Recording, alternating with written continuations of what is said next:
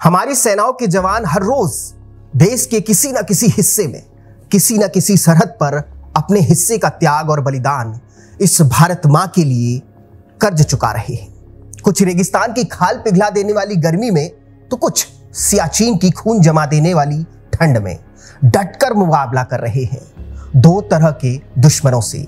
एक जो सामने से हथियार लेकर के खड़ा है, दूसरा मौसम जो सबसे ज्यादा घातक है।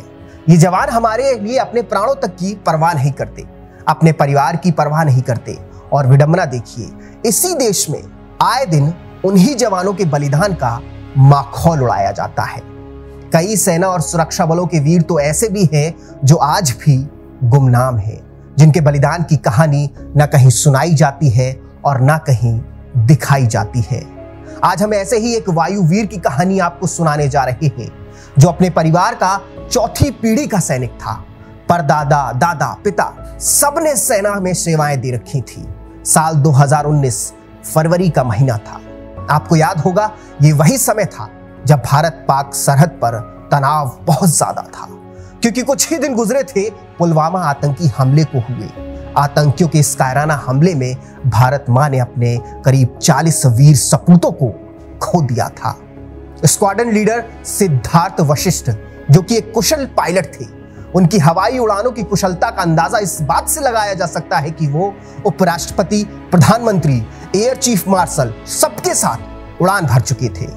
इस वक्त वो जम्मू कश्मीर में 154 हेलीकॉप्टर यूनिट का हिस्सा थी, जिसका काम बॉर्डर वाले इलाके में दुर्गम क्षेत्रों में जरूरी सामान, सैनिकों और दूसरी सहायता प्रदान करना था।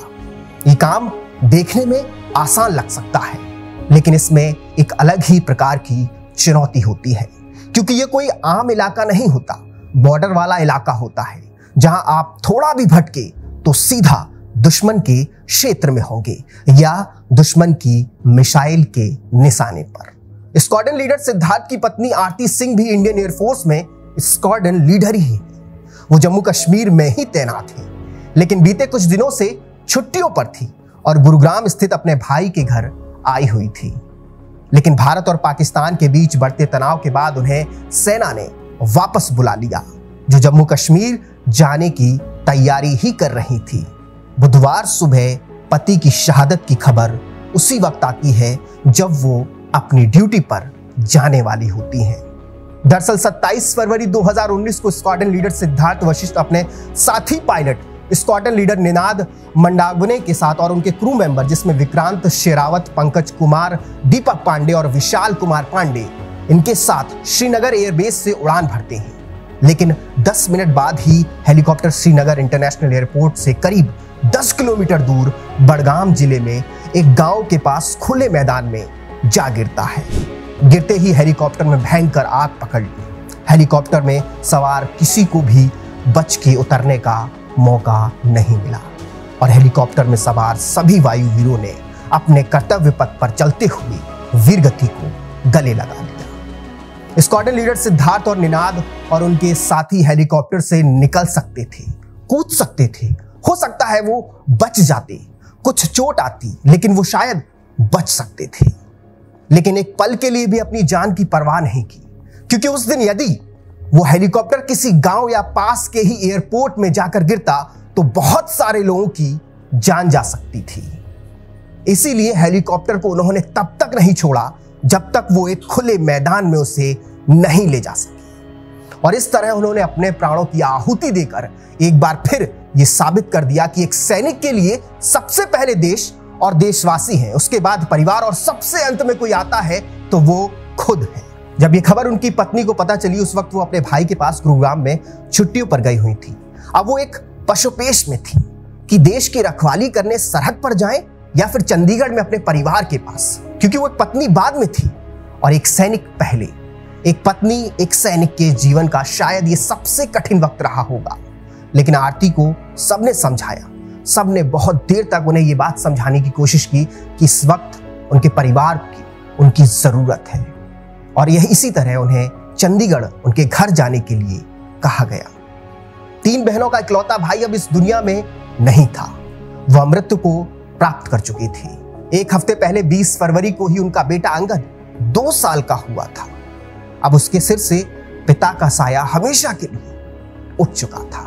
पिता सतीश वशिष्ठ, जो कि सेना में अपनी सेवाएं दे चुके हैं, बेटे को याद करते हुए आखिरी बार जो उनसे कॉल पर बात हुई थी, वो कहते हैं कि सिर्फ 10 सेकंड बात हुई थी।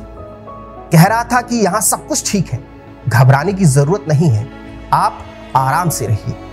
जिस दिन यह हादसा हुआ उस दिन सतीश जी टीवी पर पाकिस्तान के साथ बढ़ रहे तनाव की खबरों को देख रहे थे। पता नहीं था कि उनके बेटे के बारे में भी ऐसी ही एक खबर टीवी पर आएगी। बात करते करते स्क्वाड्रन लीडर सिद्धार्थ के पिता की आंखों में बरबस ही आंसू छलक पड़े। ये देख पास खड़ी बहन ने पत्रकारों को और सवाल ना पूछने के लिए कहा। पिता ने तुरंत जवाब दिया, इन्हें पूछने दो, कहीं लोग ये ना समझे कि एक फौजी का बाप कमजोर पड़ गया। सिद्धार्थ के पिता ने बताया कि उनका पूरा परिवार ही देश सेवा में समर्पित रहा। 4 पीढ़ियों से उनके परिवार में सभी फौज में हैं। जगदीश जी खुद फौज में थे। जगदीश जी के पिता और दादा भी फौज में रहे। पिता ने बताया कि सिद्धार्थ बचपन से ही कहता था कि उसे अपने दादा रिटायर्ड सूबेदार मेजर की तरह फौज में जाना है। साल 2010 में एयरफोर्स में उनकी भर्ती हुई। हाल ही में 26 जनवरी को गणतंत्र दिवस पर केरल में बाढ़ के दौरान बेहतरीन कार्य करने के लिए एयर चीफ कमेंडेंस अवार्ड से उन्हें सम्मानित किया गया था।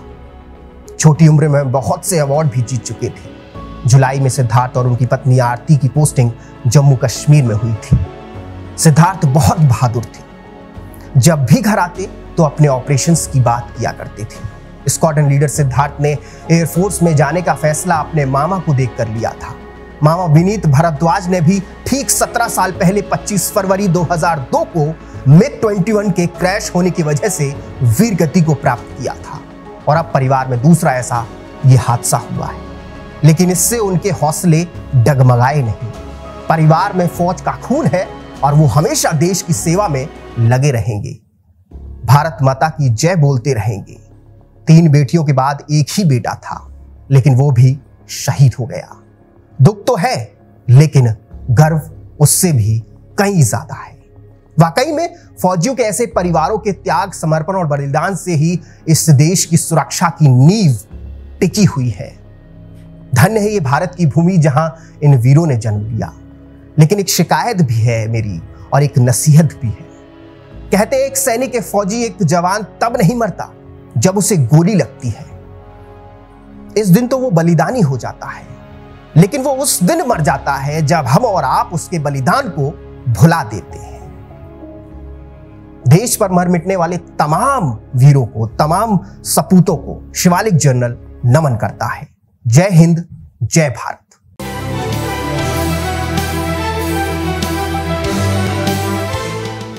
अगर आप ये वीडियो YouTube पर देख रहे हैं तो हमारे चैनल को सब्सक्राइब कर बेल आइकन दबाना ना भूलें। अगर आप हमारी वीडियो को Facebook पर देख रहे हैं तो हमारे पेज को फॉलो और लाइक करना ना भूलें।